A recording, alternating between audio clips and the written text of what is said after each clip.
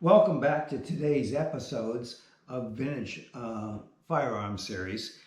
Today we're going to have an interesting firearm. It's actually, I can't call it a reproduction.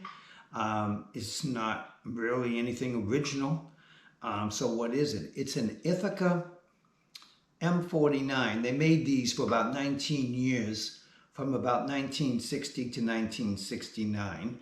This particular one was found in my local gun shop, and it's, my guess is, the later of the series. It has a serial number.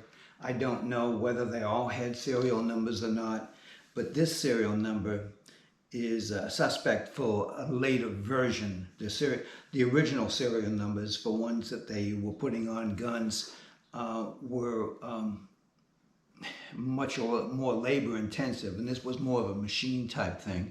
The other thing is, this was the type of gun that would not have had a serial number back in the day. This was to introduce young people to firearms. They watched the movies, and so they wanted something similar. But what exactly are they trying to copy here? That's a question, and it's interesting for me because I've given it a little bit of thought and I can't come up with anything. It's a hodgepodge, I guess. So what they have here is the lever that you might expect out of a Marlin 1889, which I'll show you in a second, or a Model 94 Winchester. And this here is like maybe an 1885, not exactly, but the following block idea of it, single shot. So we don't know what it's supposed to be, but the people who were marketed to didn't really care. It just looked like a Western gun, and that's really what it is. Here is a design of 1885. This particular one comes up to about World War I. And you can see here how the following block action gets out of the way, and this is similar. The design is a little bit different because it completely falls away, where this one here keeps a ramp up. The one I was just showing you, I'll go back to it in a minute. It keeps a ramp up so you can load your next shell pretty easy. This I think is where they got the lever from. This is a Model 94. This is made in 17 Winchester, Chris. And so this is kind of where they're getting the lever from. But it could also be from the Marlin, which is a few years older than the Winchester that I just showed you. This is an 1889 model. And and they were around before then too.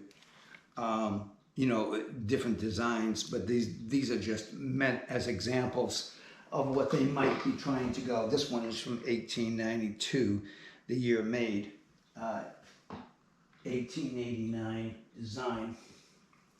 Now, a couple of things about this gun that make it kind of interesting. First of all, it's very light. And I think that was kept in mind for the possible shooter. The other thing is it tried to teach you some basics. You would go ahead and load a shell in single-handedly. But as part of the process, it didn't have a safety. But the safety was actually that you cocked it. So it's kind of unusual in that sense. I guess lesser expensive guns went that way, but it may have also been a training feature too. It just depends. You wouldn't have had it on a professional firearm in any way, shape, or form. But so here, this was marketed. It was super inexpensive back in the day. I think today you could expect to pay at least $200 for one on the market out there when it's in good shape. This one has a small issue. It does the extractor is broken or missing, but that doesn't really matter because you just open it up and you flick it out. It's pretty much the same. Is it worth fixing? Probably not, because the gun's value. So you look at this and you say, how much would it cost to have it repaired, and would it be worth it? And I think the answer is you can just live with it as it is. It's not that big a deal.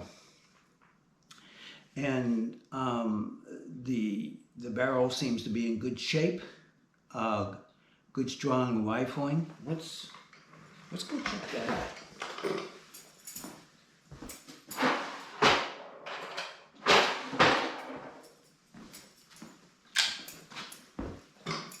Let's see if I can show you what it's like and what it should be like.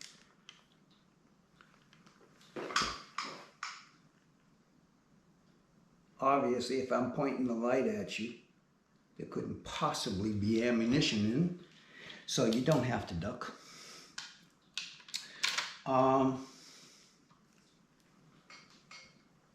So there you have it. It's a very light gun, and the size of it would suggest that it would be handy or friendly to a younger person or a smaller stature person. So here we go. I think this is a pretty interesting thing. So we've got some things up on here. I'm going to see if you can read them. The gun's in pretty good shape. Of course, this tube here is false. I mean, it's just there for looks. Makes it look like a 94 or Marlin or something like that. It, you know, as a feeder tube, but it's not. It's just a piece of metal. And the wood on this, it looks to me like it's really quality wood. Walnut, I would guess, for certain. I mean, that's unusual that a gun during this period, I mean, it would be the end of the time. I think much after this, you wouldn't get that. So that was about the end of the time. So let me see what this says here. It's M49 22 caliber, short, long, or long rifle. Ithaca Gun Company, and Incorporated, Ithaca, New York, made in the USA. So, still made in the USA at that time. Like I said, they didn't make these terribly long, just about 19 years. And you won't find many of them out there, at least I don't see them out there too much. This is the first one I put my hands on, so I decided to pick it up. What do you think? Should we go out and shoot it? Let's go ahead and do it. Okay, so here we are outside now, and we're going to give it a shot at those guys down there. I'm trying to come up with a different angle so you guys can see them better. These are not very far away.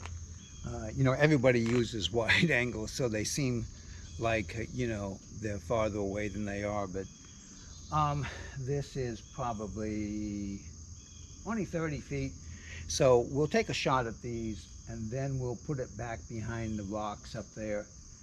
This should be way too easy, but we'll go ahead and just do it anyways. And then we'll get into some more challenging shots, because this gun's capable of it.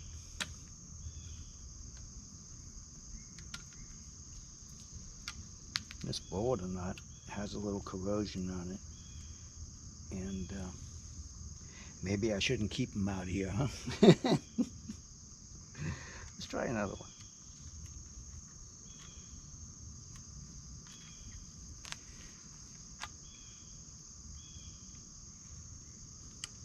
Yeah. Okay. Okay, so which one should we go first? Should we go for the one of the top left one? We have to now cock it. Get my glasses so they feel comfy. Oh man, I talked about it being easy and then I miss it.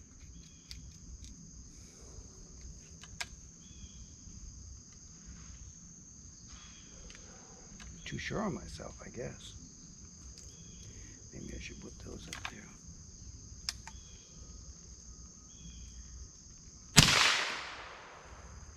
That's a little better, huh? And so now we'll go for the right one. Then there's one down below. Next time I rebuild that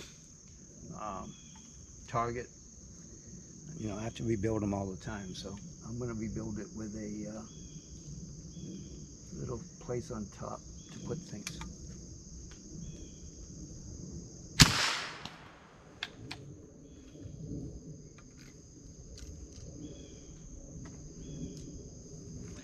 Let's try this one again. I guess it's okay. Okay, now we're going to go for that middle one, the bottom.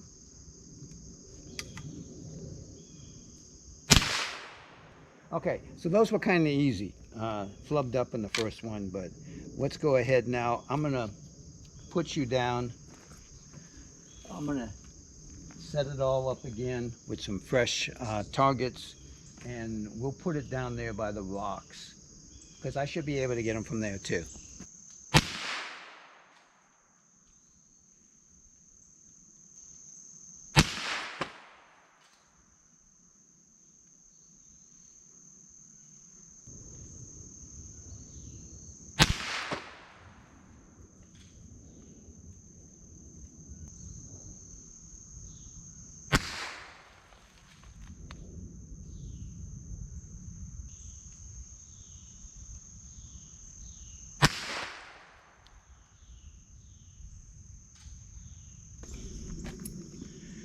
Okay, it looks like I missed a couple of them, but also had a misfire or two, so that was interesting. I don't know it's because of the ammo's out here, or the gun, or the ammo, but it's one of them. Probably just from storing it out here. But because it's been raining and stuff, I mean, you shouldn't keep ammo in a wet environment, so it's got to be the ammo. So in any case, I hope you've enjoyed this. What is my feedback on this? Well, I think the wood is particularly high quality for the year. I think that the fake feeder tube is kind of funky. Let me go ahead and see if you can read this. I don't know if you can or not. It's very light, so it would be good for a younger person, or a person who just wants a lighter gun, or a shorter gun, or a short stature person. So that's basically it. I've enjoyed it. It's a lot of fun, and I think that it will be interesting to see if you guys have any feedback on it. It's a fun gun for me to shoot, and I've enjoyed it. So thank you so much. I appreciate it. Bye-bye.